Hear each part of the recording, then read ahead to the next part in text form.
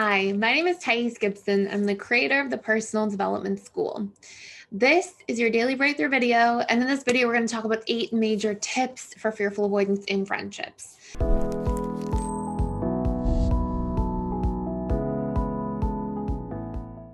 Before I dive in, we have really good news. Literally, because we just had so many people just love the free trial and get so much out of it and become a PDS member and are so grateful and have sent emails and just expressed appreciation. And B, because so many people are also like, what? I missed the 7-day free trial and have emailed us. We are relaunching it for the summer. Not the entire summer, just a little bit of time. But we are doing this as just a launch for our YouTube channel. You can check it out, 7-day free trial. You can try out the Personal Development School for free for 7 days. And you can check out the link in the description box below. This gives you access to all the 45 plus courses. Our most recent courses are Rebuilding the Relationship to Yourself. It's a course about self-love, self-forgiveness, and self-compassion.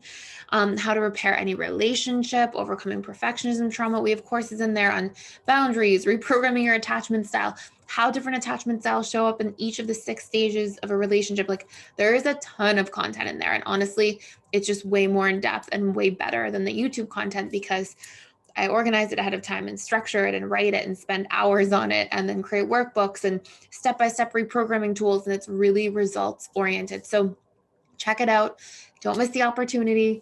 We have a lot of people are just so happy about it. And so we're spreading that joy and that love and offering it out here.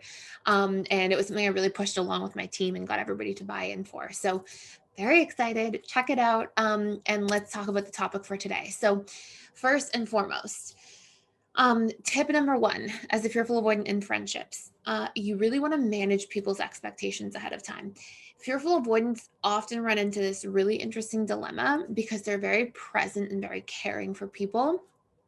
But oftentimes they will sort of pour themselves into so many things around them that the intensity and the frequency at which they can give are not a match. So for example, you may have a fearful avoidant friend who gives with intensity. When you're with them, they're super present, they're super loving, they show up, they, ask all the right questions, they say all the right things, they're really there for you. But then they're probably also being that way with everything in their lives all the time. And so what can happen for fearful avoidance is if you're not managing people's expectations of you and letting people know, hey, I'm really here for you when I'm here for you, but I also can't be this here for you 24/7 or around the clock, it saves a lot of painful conversations or expectations long term. I've never met another attachment style that's had more friendships that get upset with the fearful avoidant. What? You're so available and then you're not available. And I don't know what to do without that, because people sometimes come to rely on that a lot when that availability is there. But the problem for the fearful avoidance specifically is even as you become secure and you heal, unless you're actively working on that pattern specifically, even if you're securely attached, you still probably pour yourself into everything.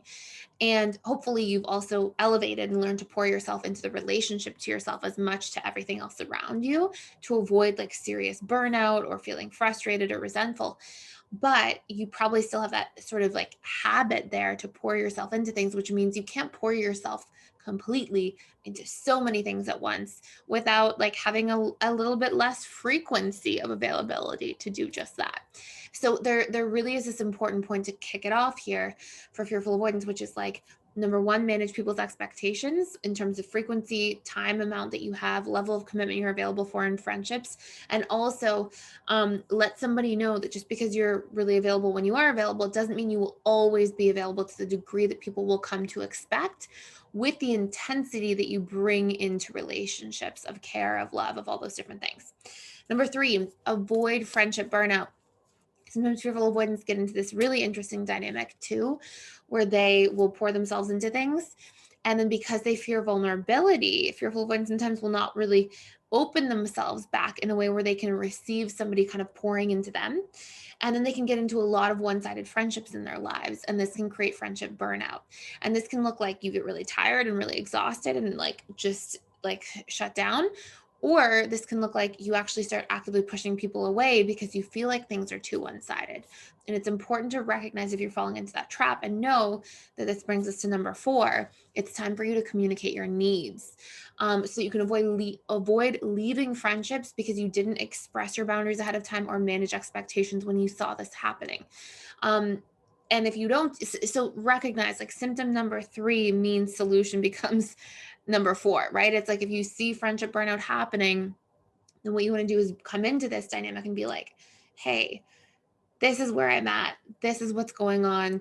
Let me share with you, give people context, explain, and let people know like what your needs are and what your boundaries are so that you can pivot instead of what fearful avoidants often do is they fall into these traps of when this happens, they just shut down and they're like, okay, people expect too much of me and they're unwilling to make room for me as a person or understand where I'm at. And then they just shut down and they delete friendships from their life, and it's like this going cold, but really like that was never the answer. The answer was to share where you're at and share who you are and have healthier boundaries, and then that way things can be worked out.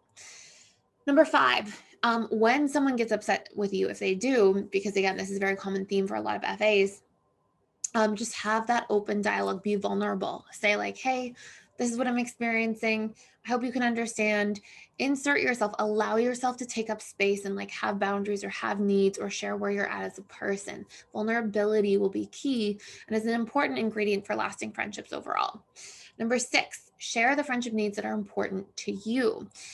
If you're not in a habit of like letting other people in your life know what's important to you as well, oftentimes you'll feel like you're becoming codependent, like you're getting obliterated by other people who are kind of putting on you what's important to them because you're so present with them that they're not seeing what's important to you. And again, like fearful avoidants often run into this thought pattern where they'll be like, well, I'm showing up so much for them. Why can't they show up the same way for me? But the reality is that like not everybody's as aware of like as hypervigilant as everybody else, right? Like fearful avoidance way more than DAs and even more than anxious preoccupied overall are hypervigilant about everything. They notice everything. They notice all the shifts and patterns and behaviors. Anxious preoccupied are very hypervigilant about the potential for abandonment. Fearful avoidants are hypervigilant about everything. So, not everybody's going to have the same awareness. And when you're really present, and because that meets such important needs for so many people, because a lot of people grow up not getting enough presence from their caregivers and really seeking that, valuing it, being drawn to it at a subconscious level. When this is taking place, and then you're not there to say, like, hey, this is what I need as well. And these are the things that are important to me. So maybe it's like depth of connection, connection overall, but also like freedom and understanding and sometimes lower commitment and all these different things. Then you are letting yourself get obliterated by relationships around you. You're letting yourself, and it's not your fault because sometimes you don't have the tools or strategies, but when there's an absence of communicating and letting someone know where you stand and what to expect, then you get obliterated by the relationships around you. Everything seems to be on everybody else's terms. You feel under pressure and under expectation. And then often you'll feel kind of like you're withering. And if you're healthier, you'll feel like, okay, I can have a conversation or I can work this out. But if we're still working and we're new to attachment theory and new to our patterns, then it can look like we were talking about earlier, like just deleting people from your life, burning out completely, feeling resentful, all these really painful things instead. So it's really important that if you see this happening, that you go towards it, have a conversation and turn it into something healthy and something that actually grows a relationship instead of withers it away. Number 7, be clear about what your needs are and then be intentional about enacting them too. Not just knowing what they are, but also like bringing them into relationships, not just through communication, but through like driving them. So, if understanding is important to you in a relationship, communicate so that you get understood. If connection is important to you, be available for others, but also open yourself so you can receive connection. Like what you're wanting, you have to also initiate in a relationship dynamic. And that applies to like romantic relationships too. And then last but not least, number 8, take yourself into consideration by checking in with your boundaries, communicating your boundaries, knowing your boundaries in relationship to yourself first so that you feel like you are safe and protected and can avoid burnout in your relationships in your life. So hopefully this makes sense. Let me know other questions you have, other things you want to see in the content in the comment section below. more content you want to see about friendships, more content about a certain attachment style, let me know, because I look and we get little reports from one of our team members about what topics are being asked. And I make videos based on a lot of that stuff. So let me know. Thank you so much for being here. Thank you for watching.